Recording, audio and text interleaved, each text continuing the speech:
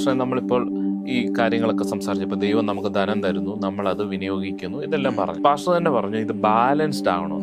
എങ്ങനെയാണ് ഇത് ബാലൻസ്ഡ് ആയിട്ട് വിനിയോഗിക്കുന്നത്? ഇപ്പം പലപ്പോഴും നമ്മൾ കാണുന്ന ഒരു കാര്യമുണ്ട്. ഇപ്പം സമ്പന്നത, അതിസമ്പന്നത എന്ന് പറയുന്ന പോലെ ദൈവജനങ്ങൾ അനുഗ്രഹിക്കപ്പെടുകയും ഒക്കെ ചെയ്യുന്നുണ്ട്. കുറച്ച് കഴിയുമ്പോൾ അവരുടെ സ്വഭാവ രീതികൾ മാറുന്നു. പണ്ടുള്ള പോലെ ഒരു കരുണയോ സ്നേഹമോ ഒന്നുമല്ല, അവർക്കൊരു പൈസയുടെ ഹുങ്കെന്നൊക്കെ പറയുന്ന ഒരു ധാർഷ്ട്യം. അപ്പം അത് വരാൻ ഒരിക്കലും പാടില്ലാത്തതാണ്. അപ്പം എങ്ങനെയാണ് ഇതിനെ ഈ നമ്മുടെ സ്വഭാവവും ഈ സാഹചര്യവും എല്ലാം ബാലൻസ് ചെയ്യുന്നത്? വളരെ അത് ബാലൻസ് ചെയ്യുന്നത് പരിശുദ്ധാത്മാവുമായിട്ടുള്ള ബന്ധത്തിലാണ്. പരിശുദ്ധാത്മാവുടെ ബന്ധത്തിലെന്ന് പറഞ്ഞാൽ ദൈവഭയത്തിൽ, ദൈവവചനത്തെ മുറുകെ പിടിക്കണം. അടിസ്ഥാനം ഞാൻ പറഞ്ഞല്ലോ, ദൈവവചനത്തെ മുറുകെ പിടിക്കണം. അതായത് ക്രിസ്തു എന്ന പാറമേൽ പണിയപ്പെടണം. അതാണ് സഭകളിൽ ഈ വചനം ശരിക്കും പഠിപ്പിക്കണമെന്ന് പറഞ്ഞതിൻ്റെ കാര്യം.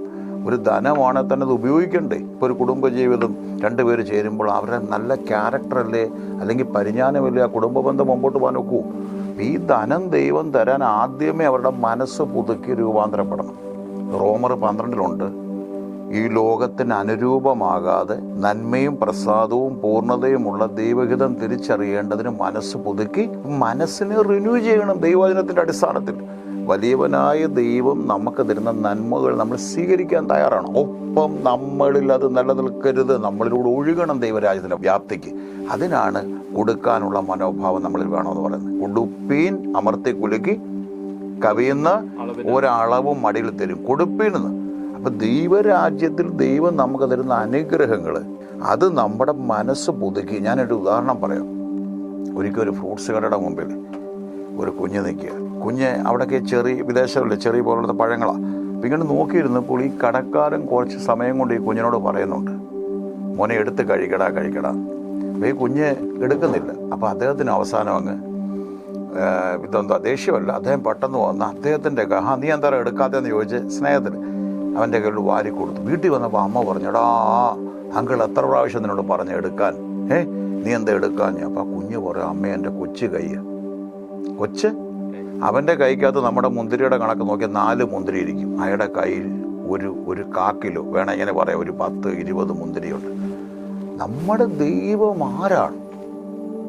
ആ ദൈവത്തിന് നമ്മളിലേക്ക് പകരണമെങ്കിൽ നമ്മുടെ മനസ്സ് പുതുക്കണം. അതാ മുമ്പേ പറഞ്ഞ ദാരിദ്ര്യത്തിൻ്റെ കൺസെപ്റ്റ് ഉള്ളവരെ വേണ്ടാന്ന് പറയും. ഞാനതുകൊണ്ട് കണക്ട് ചെയ്തൊരു കാര്യം പറയാം. ഒരിക്കലൊരു ദിവസം പറഞ്ഞു, ഞങ്ങളൊരാളെ ശുശ്രൂഷയ്ക്ക് വിളിച്ചു. ആ വ്യക്തി അനുഗ്രഹം മാത്രമാണ് പ്രസംഗിച്ചത്. ഞാൻ അദ്ദേഹത്തെ നോക്കിയിരിക്കുക, കർത്താവ് എന്തോ അനുഗ്രഹം മാത്രം, വേറെ ഒന്നും പ്രസംഗിച്ചില്ല. വേണ്ട, അനുഗ്രഹം വേദസ്ഥുള്ളതില്ലേ? അപ്പം നിത്യജീവൻ പറഞ്ഞില്ലെന്നാ പറയുന്നത്. നിത്യജീവനകത്ത് പിന്നെ വരുന്നില്ല അനുഗ്രഹങ്ങൾ. പക്ഷേ ഞാനാ മനസ്സിലാക്കിയെടുത്തോളം ആ വ്യക്തി പലപ്പോഴും സാമ്പത്തിക സപ്പോർട്ടും മറ്റുള്ളവരെന്നെല്ലാം ആഗ്രഹിക്കുന്ന വ്യക്തിയാണ്. പക്ഷെ അകത്ത് കിടക്കുന്ന എന്തോ അനുഗ്രഹം പാപമാണ്. അബ്രഹാമിൻ്റെ അനുഗ്രഹവും ദൈവരാജ്യത്തിൻ്റെ അങ്ങനെയല്ലേ പറഞ്ഞേക്കുന്നത്? സ്വർഗീയ അനുഗ്രഹങ്ങൾ, അബ്രഹാമിൻ്റെ അനുഗ്രഹം. അപ്പം 2 സ്വർഗീയ അനുഗ്രഹങ്ങൾ എന്ന് പറയുമ്പോൾ ആത്മീയമായ അതിനകത്തെല്ലാം ഉണ്ട്. അബ്രഹാമിൻ്റെ അനുഗ്രഹം എന്ന് മെറ്റീരിയൽ ബ്ലെസ്സിങ്. അപ്പം നമ്മളിത് ബാലൻസ് ചെയ്യണം. നമ്മുടെ മനസ്സ് പുതുക്കി സ്വീകരിക്കാൻ നമ്മൾ തയ്യാറാണ്. കർത്താവ് പറഞ്ഞൊരു ഭാഗമുണ്ട്, പുതിയ വീഞ്ഞ് പഴയ തുരുത്തിയിൽ പകരത്തില്ല. അപ്പം നമ്മുടെ മനസ്സ് പുതുക്കി ഞാൻ സേവിക്കുന്ന വലിയൊരു ദൈവമാണ്, എന്നെ എന്തുമാത്രം അനുഗ്രഹിക്കാൻ ദൈവത്തിന് കഴിയും. ആ അനുഗ്രഹം മറ്റുള്ളവരുടെ രാജ്യങ്ങളിലേക്കല്ലേ. ഇപ്പം നമുക്കറിയാം പെന്തിക്കോസ് വിഭാഗങ്ങളിൽ നമ്മൾ വളരെ റയറായിട്ടാണ് കാണുന്നത്. ഇന്ന് ഓർത്തഡോക്സ് സഭ അല്ലെ കാത്തോലിക് സഭ അല്ലെ മറ്റ് രാഷ്ട്രീയ മേഖലകളെല്ലാം പല പ്രസ്ഥാനങ്ങളിൽ നിന്ന് ഭവനങ്ങളും ഇല്ലേ, പലർക്ക് ഭവനങ്ങൾ കൊടുക്കുന്നു. കോവിഡിന് എത്ര പെന്തിക്കോസ് നമ്മൾ കോവിഡ് സമയങ്ങളിൽ ചെയ്തു. കാരണം അവർക്കില്ല, അവർക്ക് വേണ്ട, അവർ പറഞ്ഞു വേണ്ട. അതേസമയം ചെയ്യുന്നുണ്ടായിരിക്കാം, വിദേശങ്ങളിലൊക്കെ പ്രവർത്തിക്കുന്നുണ്ട്. കാരണം നമുക്ക് ദൈവം തരുന്ന അനുഗ്രഹം മറ്റുള്ളവരെ കൊടുക്കാനാണ്.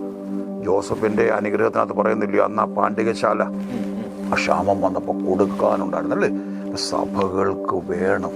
സഭകൾ സമ്പന്നത പ്രസംഗിക്കേണ്ടെന്നല്ല, പക്ഷേ അവരവരുടെ കീശ വീർപ്പിക്കാനാണ് ഞാൻ പറഞ്ഞില്ലേ. അത് മാത്രമല്ല, ദൈവം നിറയ്ക്കും, വിതയ്ക്കുന്നവനെ ദൈവം അനുഗ്രഹിക്കും. പക്ഷേ ഈ അനുഗ്രഹങ്ങളെല്ലാം നമ്മൾ മനസ്സ് പുതുക്കി കൂടുതൽ നമ്മൾ ദൈവരാജ്യത്തിന് വേണ്ടി പ്രാധാന്യം കൊടുക്കണം. ദൈവരാജ്യത്തിൻ്റെ കെട്ടുപണിക്ക് വേണ്ടി. അതാ ദൈവം ആഗ്രഹിക്കുന്നു. ഇപ്പം ഈ ദൈവരാജ്യത്തിൻ്റെ കെട്ടുപണി എന്ന് പറയുമ്പോൾ തന്നെ അത് കേവലം ഇപ്പോൾ ഒരു ചർച്ചാണെങ്കിൽ ആ ചർച്ചിൻ്റെ ബിൽഡിംഗ് പണിയുന്നതാണോ, അല്ലെ ആ ചർച്ചിനെ ഫെസിലിറ്റേറ്റ് ചെയ്യുന്നതാണോ? അതാണോ ദൈവരാജ്യം? ഞാൻ ചോദിച്ചോട്ടെ, നമ്മളിപ്പോൾ അന്ന് ടിപ്പാഷിന്റെ കാര്യം പറഞ്ഞായിരുന്നല്ലോ. ഒരു വലിയ സഭയ്ക്ക് അതിനനുസരിച്ചൊരു ചർച്ച് വേണ്ടായോ? പറ 100 പേരിരിക്കുന്നിടത്ത് ഒരു 200 പേർക്ക് ഇരിക്കാവുന്ന ചർച്ചയിലെ ഒരു പണിയുന്നത് പോട്ടെ 150 പേർക്ക്. അത് വേണം, ഒരു ലോക്കൽ ചർച്ച് വേണ്ടേ? ദൈവരാജ്യത്തിൻ്റെ കെട്ടുപടി സുവിശേഷ വ്യാപ്തിക്ക് വേണ്ടി സുവിശേഷം എല്ലാ സഭകളും അറിയിക്കണം. നമ്മളിപ്പോൾ അതിൻ്റെ ഉത്തരവാദിത്തം നമ്മുടെ അടുത്തേക്കുന്നത് അതും ചെയ്യണം. അപ്പം ആ വ്യക്തിക്ക് അദ്ദേഹത്തിനൊരു ഭവനമില്ലെങ്കിൽ ഒരു ഭവനം വേണ്ടായോ? അദ്ദേഹത്തിന് സുവിശേഷം അറിയിക്കാൻ ഒരു വാഹനം വേണ്ടായോ? മുമ്പ് ഞാൻ ചോദിച്ച പോലെ ചിലർ പറയും ഇത്രയും കോസ്റ്റ്ലി, അത്രയും വലിയ വാഹനങ്ങൾ എന്തിനാ? അല്ലെങ്കിൽ ഇപ്പം ഞാൻ ലോങ് ഒക്കെ പോകുന്നവർക്ക് അപ്പോൾ ഒരു നല്ല വണ്ടി, ഒത്തിരി കോസ്റ്റ്ലി എന്നല്ല നമ്മൾ ആഡംബരക്കാരെന്നൊന്നും ഞാൻ പറയുന്നില്ല, പക്ഷെ നല്ലതായിട്ട് ലോങ് പോകണമെങ്കിൽ വാഹനം നല്ലത് വേണ്ടായോ? ന്യായമായ നല്ലൊരു ഭവനം വേണ്ടായോ? ഞാൻ ഈ അടുത്തുള്ള 2-3 പേരുടെ ഭവനം, വളരെ ദാരിദ്ര്യം പ്രസംഗിക്കുന്ന പലരുടെയും 2-3 ഭവനം ഞാൻ കണ്ടു. വിശ്വാസകോളത്തിലുള്ള ദൈവാസന്മാരെന്നോ വിശ്വാസിയെന്നോ കൂട്ടിക്കൂ. പക്ഷേ ഏറ്റവും നമ്മുടെ ഇപ്പോഴത്തെ രീതിയിൽ പറഞ്ഞാൽ ഒരു 60, ഒരു 70 ലക്ഷം രൂപ വരെ വരുന്ന വീടുകളാണ് വെച്ചിരിക്കുന്നത്. അതല്ല പക്ഷെ ഞാൻ പറഞ്ഞ ഞാൻ ഉദ്ദേശിച്ച കാര്യം എന്ന് പറഞ്ഞാൽ അതിൽ മാത്രം ഒതുങ്ങി നിൽക്കണം, അല്ലാതെ സമൂഹത്തിലേക്ക് അതിന്റെ അതാ നമ്മളിലൂടെ ഒഴുകണം. നല്ല നല്ല പ്രവൃത്തികൾ, അതിൻ്റെ സകലത്തിലും പൂർണ്ണ തൃപ്തിയുള്ളവരായി സകല സൽപ്രവൃത്തിയിലും പെരുവരിമാർ സകല കൃപയും സൽപ്രവൃത്തികളിലേക്ക്. യേശുവിനെ കുറിച്ച് എന്താ പറയുക? നന്മ ചെയ്തും പിശാച് ബാധിച്ചവരെ കർത്താവിൻ്റെ ശുശ്രൂഷയിൽ കർത്താവ് 5 അപ്പം നുറുക്കിയിട്ടേ ഈ ശുശ്രൂഷ കഴിഞ്ഞിട്ട് ഇവരോട് പറഞ്ഞാൽ പോരാ, നിങ്ങൾ 3 ദിവസമായിട്ട് കൺവെൻഷൻ ഇരിക്കുക, നിങ്ങൾ നിറഞ്ഞു, നിങ്ങൾക്കൊന്നും വേണ്ട. പക്ഷെ കർത്താവ് എന്താ പറഞ്ഞു? അവർ വഴിയിൽ വെച്ച് തളർന്നു പോകും. അപ്പം നമുക്ക് എന്താ വേണം? ഫിസിക്കലായിട്ടുള്ള ആവശ്യങ്ങളില്ലയോ? അവർക്ക് കൊടുപ്പീൻ. ആദ്യത്തെ മീൻ്റെ വായി പിടിച്ചാൽ എനിക്കും നിനക്കുമുള്ളത്. അപ്പം ദൈവം എവിടെയാ കുറച്ചേക്കുന്നേ? കർത്താവിൻ്റെ ശുശ്രൂഷയിൽ എവിടെയെങ്കിലും കുറവ് വന്നോ? ധാരാളിത്തം മീൻസ് ഞാൻ പറയാൻ കാര്യം 12 കൊട്ട നിറച്ചെടുക്കണേ വലിയൊരു സമൃദ്ധിയല്ലയോ? ആണോ? പത്രോസിന്റെ വല നിറഞ്ഞു, മറ്റുള്ളവരുടെ പടകുകളുടെ നിറഞ്ഞു. ഈ നഷ്ടപ്പെട്ട മോൻ എന്തോ കണ്ട ആദ്യത്തെ പിക്ചർ അവന് വന്ന എന്തോ, അവന്റെ വിഷയം ദാരിദ്ര്യമായിരുന്നല്ലോ. ആയിരുന്നോ? അവൻ കണ്ട സ്വപ്നം എന്തോ? വേലക്കാര് തിന്ന് ശേഷിപ്പിക്കുന്നു. അത് സ്വർഗരാജ്യത്തിലെ വീടല്ലയോ? അവിടെ ദാരിദ്ര്യമായിരുന്നു. ഇപ്പൊ ഇവൻ പകുതിയൊക്കെ മേടിച്ചപ്പോൾ അപ്പൻ ഇപ്പൊ ടൈറ്റില്ല. അങ്ങനെയാണെന്നാ പറഞ്ഞേക്കുന്നത്. ഇപ്പൊ ചെന്നാലും വീണ്ടും കൊടുക്കാൻ അപ്പന് സമൃദ്ധി ഉണ്ടായിരുന്നല്ലേ? അതിൽ തന്നെ നിന്നുകൊണ്ടാണ് ചോദിക്കുന്നത്. ഈ 12 കൊട്ട ശേഷിക്കുന്നത് അവർ ശേഖരിച്ചു. നമുക്ക് വരുന്ന റിസോഴ്സസ്, വരുന്ന സാമ്പത്തികം, അത് നമുക്ക് ദൈവം അനുഗ്രഹിച്ചു വരുന്നത് നമ്മുടെ ഉപയോഗം കഴിഞ്ഞുള്ളത് വരുന്നു. അതിനെ വിനിയോഗിക്കണം, അതിനെ ശേഖരിച്ചു, അതിനെ എടുത്ത് എന്തുവാ ഉത്തരവാദിത്വമില്ലായ്മ പലപ്പോഴും കാണുന്നുണ്ട്. കർത്താവ് രാത്രി മുഴുവൻ പ്രാർത്ഥിച്ച് ലഭിച്ച വർധനവ്. ഇവര് നിറഞ്ഞൊക്കെ കഴിഞ്ഞ് മൂക്കുമുട്ട കഴിച്ചു കഴിഞ്ഞപ്പോൾ വലിയ മുറക്കളായിരുന്നു, വലിയ സംഭവം. കർത്താവ് പറഞ്ഞു ഒന്നുപോലും നഷ്ടപ്പെടാതെ കൊണ്ടുകളിൽ. ഇപ്പൊ ഞാൻ ചോദിച്ചോട്ടെ, പത്രോസുമായിട്ടല്ലായിരുന്നു ഉടമ്പടി? ആരുടെ പടകിലാണ് യേശു കയറി? പത്രോസിന്റെ പടകിലല്ലയോ? കരയിൽ അല്പം നീക്കാൻ പറഞ്ഞ് കയറി. പാർട്ട്നേഴ്സ് എല്ലാം അവിടെ ഉണ്ടായിരുന്നല്ലോ, അവരെ ഒന്നും കയറിയില്ല. പക്ഷെ പത്രോസിന് നന്മ വന്നപ്പോ എന്താ സംഭവിച്ചേ? കർത്താവ് വിലക്കിയോ? അവൻ മാടി വിളിക്കുകയാണ് അവന്റെ പാർട്ട്നേഴ്സിനെ മുഴുവൻ. അതാ ചോദിച്ചെന്റെ ആൻസർ. നമ്മളിൽ നിന്ന് ദൈവരാജ്യത്തിലെ ഭവനമില്ലാത്തവർക്ക് ഭവനം വേണം. വേണ്ടേ? കാരുണ്യ പ്രവർത്തനങ്ങൾ വേണം. സുവിശേഷത്തിന്റെ ശക്തി കുറയ്ക്കാൻ പാടില്ല. ചിലരുണ്ട് സുവിശേഷത്തിന് നടത്തുമ്പോൾ ആ പൈസ എടുത്ത് പാവങ്ങളെ, അങ്ങനെയില്ല. സുവിശേഷത്തിന് കൈസർക്കുള്ളത് ദൈവത്തിനുള്ള ദൈവത്തിന് അപ്പോൾ തന്നെ സഹായിക്കാൻ അർഹതയുള്ളവർ. ഞാൻ എൻ്റെ സഭയിലെ വിധവകൾ അങ്ങനെയുള്ളവർ ചെറിയ തോതിൽ, ആരെ കാണിച്ചുകൊണ്ടല്ല, നമ്മളെ ദൈവം നയിക്കുന്ന പോലെ ചെറിയ തോതിൽ നമ്മളോട് കഴിയുന്ന വലിയ കാര്യങ്ങൾ ഞാൻ പറയുന്നില്ല, ചെറിയ കാര്യങ്ങളിൽ വിശ്വസത്തോടെ ചെയ്യാൻ ദൈവം സഹായിക്കുന്നു. വലിയൊരു വീട് വെച്ച് കൊടുക്കാനുള്ളൊരു സാമ്പത്തിക കാര്യങ്ങൾ നമ്മുടെ സഭയ്ക്കില്ല. ചെറിയ കാര്യങ്ങൾ ചെയ്യാവുന്ന സപ്പോർട്ടുകൾ ചെയ്ത്. അപ്പം ഞാൻ പറഞ്ഞത് ദൈവം ഹൃദയങ്ങളെയാണ് നോക്കുന്നത്. നമ്മുടെ മനോഭാവങ്ങൾ, ഈ സമ്പത്ത് വർദ്ധിച്ചാൽ നമ്മൾ മനോഭാവങ്ങൾ എങ്ങനെ ആയിരിക്കണം, എന്ത് മാറ്റമാണ് നമ്മുടെ ജീവിതത്തിൽ വരേണ്ടത്, നമ്മൾ എത്രത്തോളം ബാലൻസ്ഡ് ആയിരിക്കണം. കർത്താവ് പറയുന്നൊരു കാര്യമുണ്ട്, സമ്പന്നനാകാൻ ആഗ്രഹിക്കരുത്. അറിയാമല്ലോ, വേദപുസ്തകങ്ങൾ പറയുന്നുണ്ട്. യാക്കോബ് വ്യക്തമാണ്, സമ്പന്നന്മാരെ നിങ്ങൾ. ഇപ്പം വേദപുസ്തകം പറയുന്ന സമ്പന്നത ദൈവമില്ലാത്തത്. വേദപുസ്തകം പറയുന്ന സമ്പന്നത, ഒരാൾ ധനികൻ പറഞ്ഞില്ലയോ, ഞാൻ ധനവാൻ, ഞാൻ സമ്പന്നനായിരിക്കും, എനിക്ക് ഒന്നിനും മുട്ടില്ല. ദൈവമില്ലാത്തൊരു വ്യക്തിയാണ് വേദപുസ്തകം ധനവാനെന്ന് വിളിക്കുന്നത്. ഈ പലപ്പോഴും ഈ ആ വാക്കിൽ കാണുന്നത് ധനവാൻ എന്ന് പറഞ്ഞാൽ സ്വയമായി കളപ്പുരകൾ വീണ്ടും വർദ്ധിക്കുക, വീണ്ടും മൂടാ ഇന്ന് രാത്രി നിന്റെ ആത്മാവിനെ. കാര്യം അവൻ അതിൽ മാത്രം മെറ്റീരിയൽ ബ്ലെസ്സിങ്. ദാവീദും സമ്പന്നനായിരുന്നല്ലോ. ദാവീദ് പറഞ്ഞില്ല, ധാന്യവും മെഞ്ഞും വർദ്ധിച്ചപ്പോൾ അവർക്കുണ്ടായതിലും അധികം സന്തോഷം എൻ്റെ ഹൃദയം നൽകിയിരിക്കുന്നു. അപ്പം നമ്മളിത് ചിന്തിക്കേണ്ട ഒരു കാര്യം, നമുക്ക് ദൈവിക നന്മകൾ വേണം.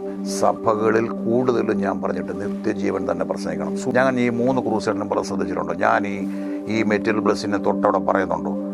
കൂടുതലും ഞാൻ പറയുന്നത് എന്തോ, പാപത്തിൽ നിന്നുള്ള മോചനം, ശാപങ്ങളെ യേശു നീക്കുന്നു, സൗഖ്യങ്ങൾ. അപ്പം സഭയിലേക്ക് ഒരാൾ വരുമ്പോൾ, ഒരു കടഭാരമുള്ള ഒരുത്തൻ വരുമ്പോൾ, യേശു പാപം സൗഖ്യമാക്കുന്നത് മാത്രമല്ല, ആദ്യം ഞാൻ രക്ഷ നയിക്കും. അടുത്ത അവൻ്റെ പ്രശ്നങ്ങൾ പഠിച്ച്, അല്ലേ? യേശു സുവിശേഷം കഴിഞ്ഞിട്ടല്ലയോ ഇവൻ അപ്പം നുറുക്കി കൊടുത്തേ, അല്ലേ? അപ്പം നമ്മളിതെല്ലാം എന്താണെന്ന് ചോദിച്ചാൽ, ദാരിദ്ര്യം എന്ന് പറഞ്ഞാൽ ആ വ്യക്തി പറഞ്ഞു എനിക്ക് ദൈവം ഒരു വീട് പോലും തന്നിട്ടില്ല, അവൻ പറഞ്ഞിട്ട് എനിക്കൊരു ആട്ടുംകുട്ടിയെ പോലും തന്നില്ല. അത് പറയുന്നവർ തന്നെ വേണ്ടാന്ന് പറയുന്നൊരു പണം ഉണ്ടാക്കാനൊരു ശ്രമം നടത്തുകയും ചെയ്യണം. അത് വേണ്ടാന്ന് പറഞ്ഞാൽ എനിക്ക് വേണ്ട, നിങ്ങൾ അങ്ങനെ ജീവിച്ചു. സ്വർഗരാജ്യത്തിൽ ഇവിടുത്തെ എളിമയോ കാര്യങ്ങളോ ഒന്നുമല്ല ബേസ്ഡ് ഓൺ ഹിസ് റൈച്ചസ്നസ്, അവൻ്റെ നീതിയാണ്. അതാണ് ദൈവം നോക്കുന്നത്. അപ്പം ഞാൻ പറഞ്ഞിട്ട് ഒത്തിരി ധനമെന്നുള്ള ആ ഒരു കാഴ്ചപ്പാട് മാറ്റിക്കൊണ്ട് സുവിശേഷമാണ്, അതിനുള്ള ദൈവം തരും. ഞാൻ ചോദിച്ചോട്ടെ, ഒരു ബിൽഡിങ് പണിയാൻ ആഗ്രഹിക്കുന്ന ഒരാൾ അവർ പ്രാർത്ഥിക്കുകയൊക്കെ ചെയ്യുമ്പോൾ കമ്പി എങ്ങനെ, മെറ്റീരിയൽ എങ്ങനെ, സിമെൻ്റ് എങ്ങനെ, മണൽ എങ്ങനെ അറിയേണ്ട ഒരു കോൺട്രാക്ടർ കൊടുത്ത് അതെല്ലാം ചെയ്തോളൂ, അല്ലേ? ദൈവം നമുക്ക് വേണ്ട കാര്യങ്ങളെല്ലാം ജീവനും ഭക്തിക്കും പത്രോസ് പറയുന്നു, അവൻ നിങ്ങൾക്ക് വേണ്ടി കരുതുന്നതാകിയാൽ സകല ചിന്താകുലോ. അത് ചോദിച്ച ആളാ, ഞങ്ങൾക്ക് ഇറങ്ങി പുറപ്പെട്ട് ഞങ്ങൾക്ക് എന്തോ കിട്ടും. പക്ഷെ പുള്ളി പറഞ്ഞ് കരുതുന്നതാകിയാൽ. പിന്നെ പാത്രങ്ങളുടെ കാര്യം ശ്രദ്ധിച്ചോണം, അപകടം അത് വളരെ ശ്രദ്ധിക്കണം. കാര്യം എലീശ വിധവയോട് പറയുന്നുണ്ട് പാത്രങ്ങൾ കുറവായിരിക്കരുത്. കാര്യം ദൈവശക്തി വെളിപ്പെടുമ്പോൾ, ആ കുഞ്ഞ് പറഞ്ഞില്ല എൻ്റെ കൊച്ചു കയ്യാന്ന്, ആ ദൈവശക്തി വന്നപ്പോൾ ഈ പാത്രം കുറവായിരിക്കുമ്പോൾ എലീശയുടെ ആഗ്രഹം എന്താണെന്ന് അറിയാപ്പോൾ തന്നെ, എലീശയുടെ ആഗ്രഹം ഇവൾ ഏതിലാണ് തകർന്ന്, എലീശയുടെ ഒരു ആഗ്രഹം ഇവള് ആ കടവെല്ലാം വീട്ടി സമ്പന്നതകൾ തന്നെ ആരെയും ആശ്രയിക്കാതെ. പക്ഷേ പാത്രം അവിടെ കുറഞ്ഞു. നിങ്ങൾ ശ്രദ്ധിച്ചായിരുന്നോ? ഈ മാതാവ് വെറും പാത്രത്തോട് പകരുമ്പോൾ ചോദിച്ചു പാത്രമുണ്ടോ കൊണ്ടുവരാൻ പറഞ്ഞു പിള്ളേരോട്. പിള്ളേരെന്താ പറഞ്ഞത്? അമ്മയെ പാത്രമില്ലെന്ന് പറഞ്ഞപ്പോൾ എണ്ണയുടെ ഒഴുക്ക് അവിടെ നിന്നു, അല്ലേ? അതേസമയം അവൾ കുറച്ചുകൂടെ പാത്രങ്ങൾ കരുതിയാണ്. എന്നിട്ട് എലീശ അവൾ ചെന്ന് പറയുന്നുണ്ട് എലീശയോട്, ഞാനത് ഇങ്ങനെ കിട്ടിയോണം. എലീശ പറഞ്ഞു, നീ വിറ്റ് കടം വീട്ടി ബാക്കി കൊണ്ട് നീയും കുഞ്ഞുങ്ങളും ഉപജീവനം കഴിച്ചുകൊള്ളുക. അപ്പോൾ ഉപജീവനം എന്ന് അവിടെ പറയുന്നത് അല്പം കൂടെ അവക്ക് ആ ഒരു പ്രശ്നത്തിൽ അവക്ക്. ഞാൻ ചോദിച്ചോട്ടെ, ഒരു ക്യാൻസർ സൗഖ്യമായ ഒരാടെ ആ സൗഖ്യം റിയൽ ആകുന്ന എപ്പോഴെന്നറിയോ? അനവധി ക്യാൻസർ രോഗികൾക്ക് വേണ്ടി അവർ പ്രാർത്ഥിക്കുമ്പോൾ. കടഭാരം ഒരാടെ മാറി എന്നുള്ള തെളിവ് എന്താണെന്നറിയോ? ഇച്ചിരി പ്രശ്നങ്ങളുണ്ടായിരുന്നു, ദൈവം കടം മാറ്റി. അല്ല, ഒരു ധാരാളം പേർക്ക് വായ്പയ്ക്ക് കൊടുക്കുമ്പോൾ, അല്ലേ? അവിടെയാണ് ദൈവം പ്രശ്നം ഞാൻ പറഞ്ഞത്. അവിടെയാണ് ശക്തി. അല്ലാതെ എനിക്ക് കുറച്ച് കടമുണ്ടായിരുന്നു, പ്രാർത്ഥിച്ചു, ആ സഭയെ പോയപ്പോൾ കടം മാറി. അല്ല, ആ കടം മാറി നമ്മൾ പറയണ്ടേണ്ട പണ്ട് പലയിടത്ത് കൈ നീട്ടിക്കൊണ്ടിരുന്ന ആൾക്കാർ അതേ ഇപ്പോൾ അവർ പലതും കൊടുത്തോണ്ടിരിക്കും. അതാണ് ദൈവത്തിൻ്റെ അതാ ദൈവം ചെയ്യുന്നതെല്ലാം നമ്മളിലൂടെ. പറഞ്ഞേ, നമ്മളിൽ ആദ്യം നമ്മളിൽ, അത് കഴിഞ്ഞ് നമ്മളിലൂടെ, ആദ്യം in me and through me. അബ്രഹാമിന് പറഞ്ഞ അതേ അനുഗ്രഹിക്കപ്പെടുക. തെറ്റിദ്ധരിക്കരുത്. പക്ഷെ ഇപ്പോഴത്തെ ഒരു പണം ആ ഒരു ടീച്ചിങ്ങിനോട് എനിക്ക് യോജിപ്പില്ല. പക്ഷെ ഞാൻ പ്രോസ്പെരിറ്റി പ്രസംഗിക്കുന്ന ആളാണ്, എന്നെ തെറ്റിദ്ധരിക്കരുത്. ഞാൻ സമ്പന്നത പ്രസംഗിക്കുന്ന ആൾ തന്നെ. പക്ഷെ ഞാൻ ആരോഗ്യം പ്രസംഗിക്കുന്ന ആളാണ്. എപ്പോഴാണ് സമ്പന്നത വരുന്നത്? ഞാൻ ചോദിച്ചോട്ടെ, സമാധാനമില്ലാത്ത ഒരാൾ സമ്പന്നത പറഞ്ഞാൽ അത് പൂർണ്ണമാണോ? സന്തോഷമില്ലാത്ത ഒരാൾ പറയാനൊക്കൂ? അപ്പം ദൈവം തരുന്ന സമാധാനവും സന്തോഷവും ആരോഗ്യവും ബലവും അതിൻ്റെ എല്ലാം കൂടെയാണ് ദൈവിക നന്മ. അതിനെ ദാരിദ്ര്യമെന്ന പട്ടിക നിങ്ങൾ കൂട്ടണ്ട, സമ്പന്നത കൂട്ടുകൊണ്ട. ദൈവത്തിൻ്റെ പ്രൊവിഷനുണ്ട്, എല്ലാ നിറവിനാലും നിറഞ്ഞു. പക്ഷേ നമ്മൾ ഇത് കൺക്ലൂഡ് ചെയ്യാം. അപ്പം ഒറ്റ ഒരു കാര്യം, സിമ്പിൾ ചെയ്തൊരു തമ്പ് റൂൾ പോലെ ഒരാളുടെ ഒരു ബേസിക് പ്രാർത്ഥന, ഇതുമായിട്ട് റിലേറ്റ് ചെയ്ത് പ്രാർത്ഥനയും ജീവിതവും വളരെ ചുരുക്കം വാക്കുകൾ നമ്മളിപ്പോൾ ഇന്നതായിരിക്കണം നമ്മുടെ ആറ്റിറ്റ്യൂഡ്, ഇന്നതായിരിക്കണം മനോഭാവം, ഇങ്ങനെ ആയിരിക്കണം നമ്മുടെ പ്രാർത്ഥന, ഇങ്ങനെ ആയിരിക്കണം നമ്മുടെ ഇടപെടൽ. ഇതൊന്ന് സിമ്പിളായിട്ടൊരു സ്റ്റെപ്പ് ബൈ സ്റ്റെപ്പ് പോലെ. ഞാൻ എൻ്റെ ഒരു അനുഭവം, ഇപ്പം എല്ലാവരും സ്വീകരിക്കണമെന്നില്ല, കേൾക്കണമെന്നില്ല. പഴയത് ശീലിച്ചവർ പഴയത് നല്ലതെന്നേ പറയത്തുള്ളൂ, അല്ലേ? പുതിയതിനെ അവർ താല്പര്യപ്പെടത്തില്ല. എനിക്ക് പറയാനുള്ള ദൈവവൈതൽ എന്നുള്ള ലെവലിൽ ദൈവത്തെ ഭയപ്പെട്ട് അവൻ്റെ വചനത്തിൽ, ഞാൻ പറഞ്ഞൊരു ദൈവഭയത്തിൽ ജീവിച്ചുകൊണ്ട് മറ്റുള്ളവരെ എനിക്ക് സഹായിക്കണം. അബ്രഹാമിനോട് പറഞ്ഞു, ഞാനൊരു പ്രയോജനമാകണം.